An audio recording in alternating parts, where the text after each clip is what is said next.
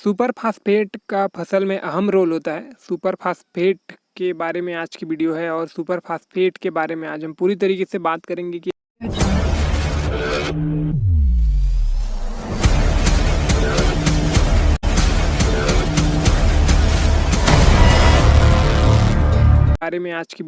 Super phosphate के बारे में आज हम पूरी तरीके से बात करेंगे कि ये किस तरीके से वर्क करता है और हम किस तरीके से अगर हम सावधानी रखते हैं सुपर फास्फेट है उसका हम लोग अच्छे से उपयोग कर सकते हैं। सुपर फास्फेट की मैं बात करूं तो 3 तरह के सुपर फास्फेट हमको मिलते हैं मार्केट में। पहला होता है सिंगल सुपर फास्फेट जिसको हम लोग एसएसपी बोलते हैं, दूसरा होता है डबल सुपर फास्फेट और तीसरा होता है ट्रिपल सुपर फास्फेट। तीनों में विशेष अंतर नहीं होता है, बस उसकी मात्रा के ऊपर है।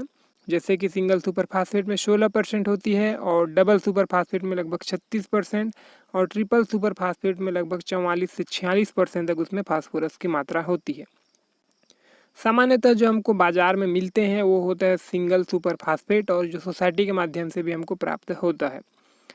तो आज हम एसएसपी के ही बारे में बात करते हैं जो कि सिंगल सुपर फास्फेट है। इसमें 16% फास्फेट होती है, 11% सल्फर होता है और 21% इसमें कैल्शियम भी होता है। कुल मिला के देखा जाए तो जो खेती के लिहाज से एसएसपी बहुत ही अच्छा है, सस्ता भी है और इसमें जो सल्फर और कैल्शियम की मात्रा भी बराबर मात्रा में हमको मिल जाती है। एसएसपी में जो आपने 16% फास्फोरस को सुना है, जो इसमें 16% जो फास्फोरस होती है वो सिट्रेस में घुलनशील होती है और उसमें से सिर्फ 14.5% ही पानी में घुलनशील है। कहने का मतलब अगर आपका पानी सामान्य है तो उसमें से 14.5% ही आपको एसएसपी प्राप्त होगा 16% में से। बाकी जो है वो फिक्स रहेगा, जो कि सिट्रेस अगर आपकी मिट्टी या फिर पानी का उस लेवल का होगा तो वहाँ पे वो घुलनशील होगा। कहने का मतलब सामान्यतः हमको जो 16% जो एसएसपी का हम लोग यूज़ करते हैं तो उसमें से हमको 14.5% ही हमको प्राप्त होता है। ये तो हो गए सुपर फास्फेट के बारे में। इसके बाद हम लोग बात करते हैं कि ये जो सुपर फास्फेट होती है इसको हम लोग किस तरीके से हमारे खेत में दें तथा किस अवस्था में हम इसको देते हैं तो हमको अच्छे उत्पादन प्राप्त होते हैं। एक चीज़ मैं आपको बता दूं, ये जो सिंगल सुपर फास्फेट होती है या फिर फास्फेट उर्वरक के साथ एक गंभीर समस्या ये रहती है कि मिट्टी में आसानी से फिक्स हो जाते हैं। कहने का मतलब ये है कि हम लोग जब उसमें देते हैं तो कुछ परसेंट पौधे को प्राप्त होता है, लगभग 50% आसपास पौधे को प्राप्त होता है और बाकी जो है वो फिर मिट्टी में फिक्स हो जाते हैं, मिट्टी में वो पड़े रहते हैं। तो ये जो अक्सर जो है फास्फोरस के मामले में ये एक परेशानी हमको दिखता है। हालांकि ये जो मिट्टी के पीएच और पानी पर भी निर्भर करता है कि कितना घुलनशील होगा और कितना वो फिक्स रहेगा। सिंगल सुपर फास्फेट को अगर देने की तरीके की बात करें तो सिंगल सुपर फास्फेट को जब हम अपने खेत में डालते हैं तो वो मिट्टी की नमी या फिर बारिश या फिर सिंचाई के पानी के माध्यम से वो घुलता है और जब वो पानी में घुलता है तो उसके बाद जो है पौधे को या फिर जड़ को प्राप्त होता है। तो अगर हम लोग एसएसपी देते हैं और खेत एकदम सूखा है तो उस समय है कि हमारे जो एसएसपी है वो कुछ काम का नहीं होता है।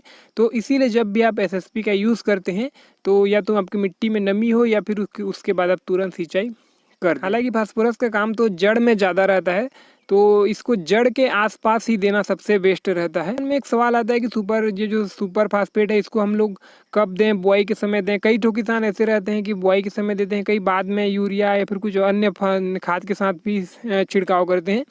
तो मन में एक कन्फ्यूजन रहता है कि ये जो अपना सिंगल सुपर फास्फेट है उसको किस अवस्था में दें। देखिए सिंगल सुपर फास्फेट का काम जड़ के लिए होता है तो सीधी बात है इसको तो हमको पहले जो जड़ ग्रोथ के समय होता है, कहने का मतलब जैसे ही हम बुआई करते हैं, बुआई के समय अगर हम लोग सिंगल सुपर फास्फेट का यूज़ करते हैं तो हमको सबसे ज़्यादा फायदेमंद बुआई के ठीक पहले या फिर बुआई के समय हम लोग देते हैं। तो पौधे के वृद्धि के जो शुरुआती चरण होते हैं तो वहाँ पर जब उसमें नए नए जड़ें जो निकलती हैं, कोमल जड़ें निकलती हैं तो उनको सीधे सुपर फास्फेट मिलता है और वो अच्छे से ग्रो करते हैं। हाँ, कई बार आपने देखा होगा कि इसको लोग बाद में भी छिड़काव करते हैं। जैसे कि छोटी अवधि की फसल है, छोटी अवधि की फसल जो 4-5 महीने में रेडी हो जाते हैं, जैसे धान गेहूँ खुद सब्जी वर्गीय फसल होती हैं, तो उसके लिए हमको जो एसएसपी है उसको हमको मिट्टी में देना रहता है, वो भी बुआई के समय। और जैसे लंबी अवधि की फसल है जैसे कि गन्ने जैसी फसल होती है तो गन्ने में हमको उसमें 2 बार या अधिकतर 2 बार कम से कम स्प्लिट करके उसको हमको देना रहता है। पहले बुआई के समय दे सकते हैं, उसके बाद कुछ महीने के अंदर एक बार फिर से हम एसएसपी को दे सकते हैं, क्योंकि जो गन्ने वाली फसल है वो काफ़ी लंबे अवधि की फसल होती है। लेकिन जैसे धान हुआ, गेहूं हुआ, छोटी अवधि की फसल फूल गोभी वगैरह हुआ तो उसको हम लोग बुआई के पहले या फिर बुआई के समय हमको इसको दे देना रहता है। गन्ने में तो फिलहाल उसको पंक्ति में देना रहता है। बाकी जैसे फसल में आप मिट्टी में छिड़काव कर सकते हैं, जैसे कि अपना धान हुआ, गेहूँ हुआ, इन ऐसे सब्जियों में तो आप छिड़काव कर सकते हैं। लेकिन जैसे गन्ने वाली फसल रहती है तो उसको जो है आप जो पंक्तियों के बीच में रखें, और हो सके तो मिट्टी से 2 से 3 इंच कि गहरे में आप उसको रखें। स्पेशली अगर हम गन्ने की बात करते हैं तो कुछ सुझाव रहते हैं सिंगल सुपर फास्फेट के लिए, उसके बारे में मैं बात करता हूँ। ये जो सिंगल सुपर फास्फेट उर्वरक हैं ये मोबाइल नहीं है। कहने का मतलब ये इजीली तरीके से मूव नहीं होते, इधर उधर हो जाते नहीं है, जहाँ रहते हैं वहाँ फिक्स रहते हैं। तो ये ऐसे जो उर्वरक होती है, जैसे कि हम लोग सुपर फास्फेट की बात कर रहे हैं, तो इसको हमेशा ना रूट जोन, जो मिट्टी की परत में जो रूट जोन होती है, जहाँ पर जड़ जहाँ तक फैल सकते हैं वहाँ तक आपको इसको उसके आसपास आपको इसको देना रहता है। क्या होता है कि जहाँ पर जड़ सबसे ज़्यादा सक्रिय होते हैं वहाँ पर अगर हम इसको देते हैं तो पौधे को आसानी से मिल जाता है।